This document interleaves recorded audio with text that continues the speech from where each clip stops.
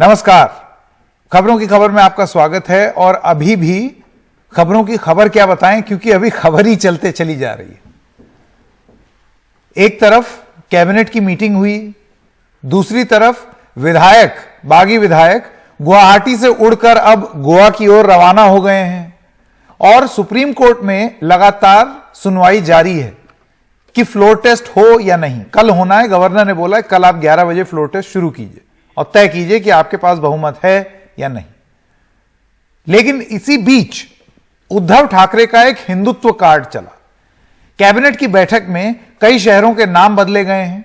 औरंगाबाद का नाम संभाजी नगर रख दिया गया है, उस्मानाबाद का नाम धाराशिव रख दिया गया है, नवी मुंबई का जो एयरपोर्ट है उसका नाम बदलकर डीबी पाटिल कर दिया गया है। बैठक में उद्धव ठाकरे ने सबको धन्यवाद किया। उन्होंने कहा कि मेरी ही पार्टी के लोगों ने दगा दिया, यह उन्होंने बात बोली है।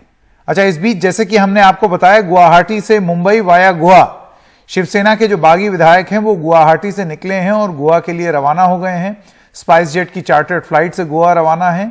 21 जून से रेडिसन ब्लू होटल में ये डेरा डाले हुए थे। गुवाहाटी एयरपोर्ट पर एकनाथ शिंदे ने यह बोला कि हम बागी नहीं, हम ही असली शिवसेना है। इस बीच सुप्रीम कोर्ट में लगातार दलीलें पेश की जा रही हैं। आइए जानते हैं कि अभी सुप्रीम कोर्ट में क्या हो रहा है। रवीश रंजन शुक्ला हमारे साथ जुड़ गए हैं। रवीश, अगर आप बता सकें कि अभी स्थिति क्या है, किसकी सुनवाई खत्म हो गई है, या किसकी जो लोग दलील दे रहे थे उनकी दलीलें खत्म हो गई हैं और अभी किस स्टेज पर है फैसला? आज देखिए संकेत, 3 घंटे से ज्यादा का वक्त हो चुका है और इस वक्त तुषार मेहता जो कि सॉलिसिटर जनरल हैं वो अपनी जो है तर्क कोर्ट के सामने पेश कर रहे हैं।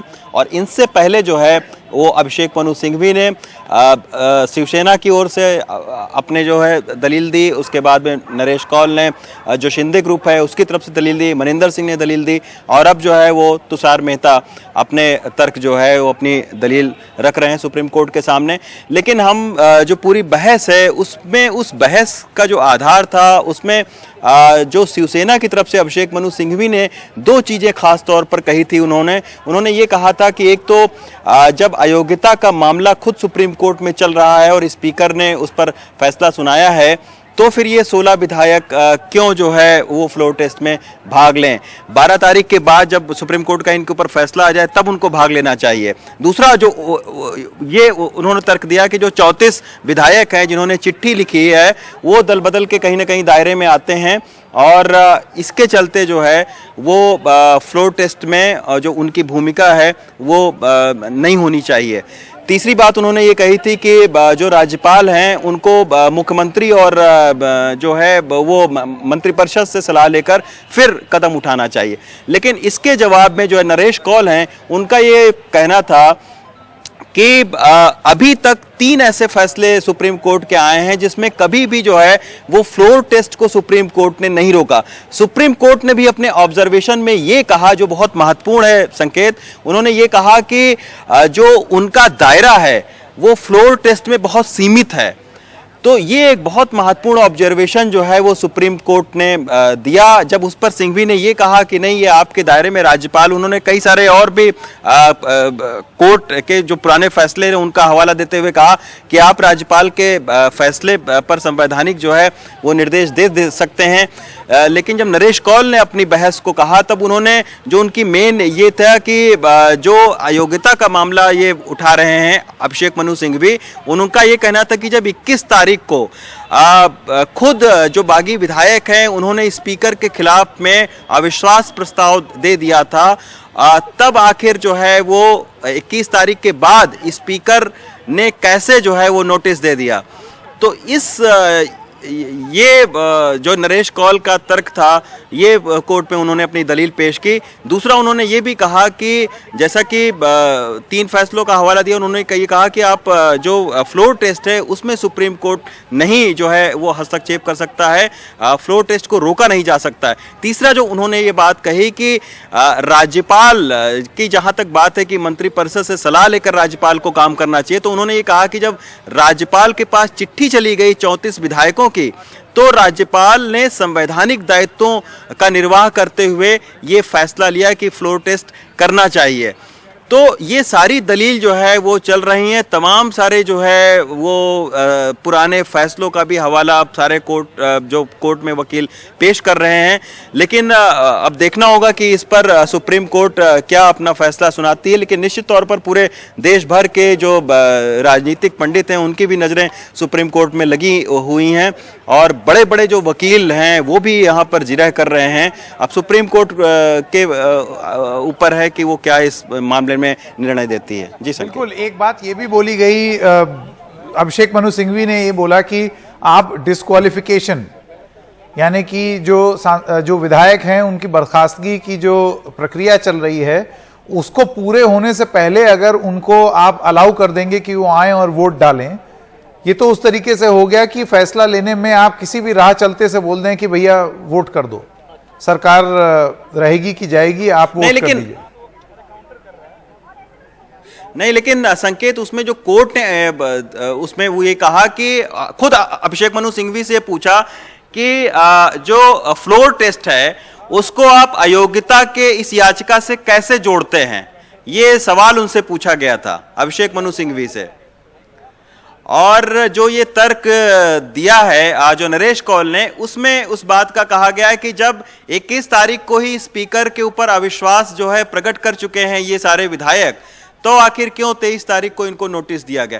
तो ये सारे तर्क और कोर्ट ने कई सारे सवाल पूछे, उसके बिहाफ पर तमाम सारे जो दलीलें हैं वो अपने अपने हिसाब से वकील दे रहे हैं। अब कोर्ट के ऊपर देखना है कि आखिर क्या उसमें फैसला देती है। बिल्कुल, बहुत बहुत धन्यवाद हमारे साथ जुड़ने के लिए, और आपके पास वापस आएंगे जब कोई फैसला सुनाया जाएगा कोर्ट द्वारा। राजपुंज हैं, नेता हैं शिवसेना के, और विवेक कुमार श्रीवास्तव, नेता भारतीय जनता पार्टी। राज जी, सबसे पहले मैं आपके पास आना चाहता हूं और आपसे ये जानना चाहता हूं कि शिवसेना की तरफ से उद्धव ठाकरे जो गुट है उसकी तरफ से आज नाम बदलना और उसके बाद हाथ जोड़ के थैंक यू बोलना, आभार प्रकट करना, क्या ये बॉडी लैंग्वेज से ये बात सिद्ध हो गई है कि उद्धव ठाकरे, इससे पहले भी खबर आ चुकी है कि उद्धव ठाकरे 2 बार इस्तीफा देने की बात लगभग मन बना चुके थे, उसके बाद अघाड़ी के एक बड़े नेता ने उनको रोका कि नहीं, कम से कम लड़ते हुए जाइए, ऐसे मत छोड़ दीजिए। तो आपको लगता है कि कहीं ना कहीं उद्धव ठाकरे दिल में मान चुके हैं कि वो ये जंग हार चुके हैं? देखिए संकेत जी, सर्वप्रथम मैं ये आपको बताऊंगा कि देखिए वहां जो बैठे हैं, जो अब वहां गुवाहाटी में अब तक थे, वो अब हमारे ही शिव सैनिक हैं। और आज मुझे कोई ये कह रहा था कि आप कैसे कहते हैं कि वहां पे आपके 15 से 20 लोग होंगे, तो मैं ये बताना चाहता हूं कि 15 से 20 नहीं है, वो जितने भी हैं वो शिव सैनिक ही हैं। और दूसरी बात, देखिए किसका हृदय परिवर्तन कब हो जाए और ये कहना काफी मुश्किल है। और दूसरी बात, ये हास्यास्पद मतलब बहुत ही अजीब, क्या बोलूं मैं, इसके लिए शब्द भी नहीं है मेरे पास कि इसके लिए कहने के लिए, मतलब आज हमें अपने शिव सैनिकों को बताने के लिए दूसरे को ये कहना पड़ रहा है कि देखिए ये हमारे शिव सैनिक हैं। लेकिन अगर कल उनमें से कईयों का हृदय परिवर्तन हो जाए, क्यों? क्योंकि वो आज तक परचम लेके चले शिवसेना का। कोई ये तो है नहीं कि हमने आज हमें भारतीय जनता पार्टी वाले ये बोल रहे हैं कि हम तो जी हमारे, अरे आप हमारे शिव सैनिकों के बल पे बोल रहे हो, आप जो बात कह रहे हो वो हमारे शिव सैनिकों के बल पे कह रहे हो, वो अपने बल पे नहीं कह रहे। आपके जो है 105 जो भी खड़े हैं वो कितने हैं आपके साथ वो आप ही जाने, लेकिन हम ये जानते हैं कि हमारे जो शिव सैनिक हैं वो हमारे ही हैं, आज भी हैं और कल भी हैं। हाँ, अब कल की बात है, फ्लोर के ऊपर हम कह रहे हैं, उस पर कुछ नहीं कह सकते, किसके मन में क्या है ये तो वक्त बताएगा। लेकिन फिलहाल माननीय सर्वोच्च न्यायालय इस पे क्या डिसीजन देता है उसके ऊपर चल ही रहा है चर्चा, देख ही रहे हैं सब, पूरी देश के लोग देख रहे हैं कि इस समय क्या चल रहा है।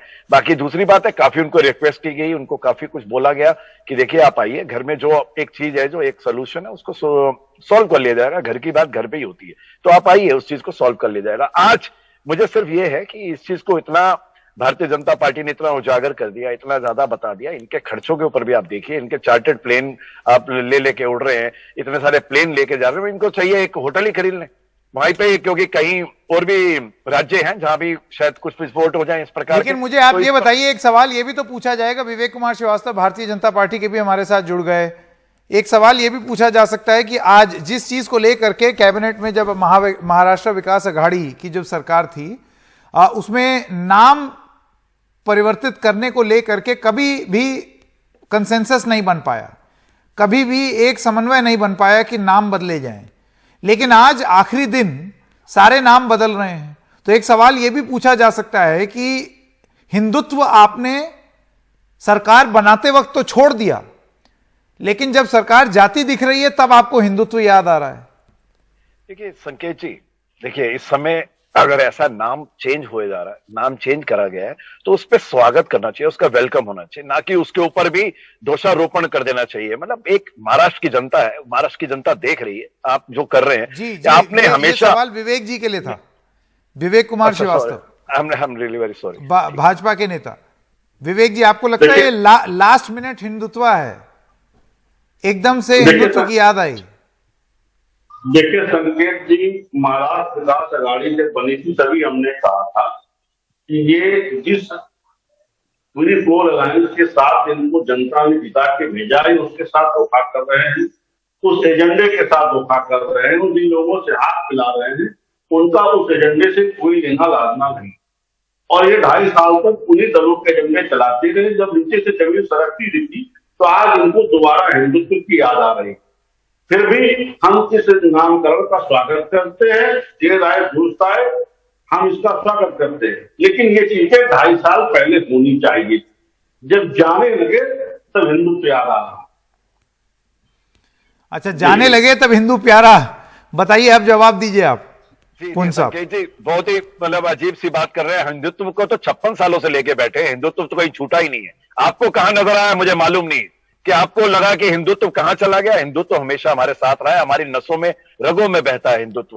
और दूसरी बात, नहीं आप अभी रुक जाइए, मैं बोलने दीजिए। कोई आदमी भूल नहीं सकता पुण्य साहब, क्या करना, क्या बोल पाल की घटना कोई भूल नहीं सकता।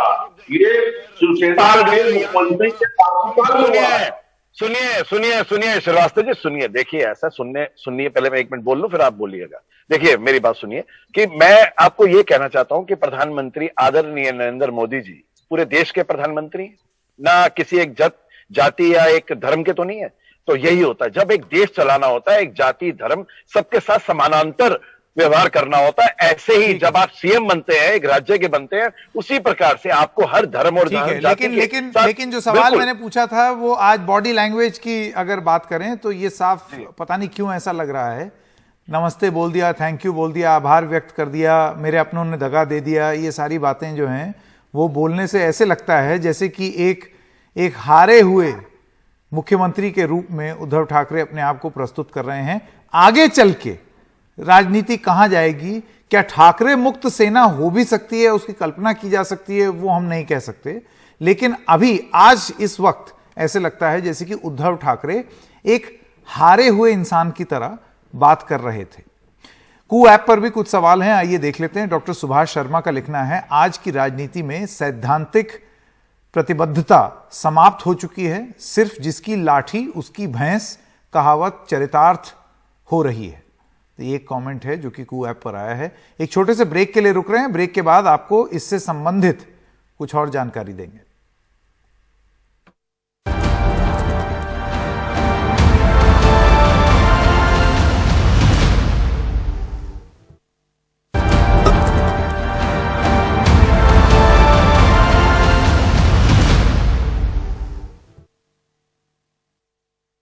उन्होंने ये कहा कि आपके दोनों पार्टियों का बहुत अच्छा सहकार्य मुझे मिला, लेकिन मेरे खुद के पार्टी के कुछ लोगों ने मुझे दगा दिया और ये बहुत दुर्भाग्य है।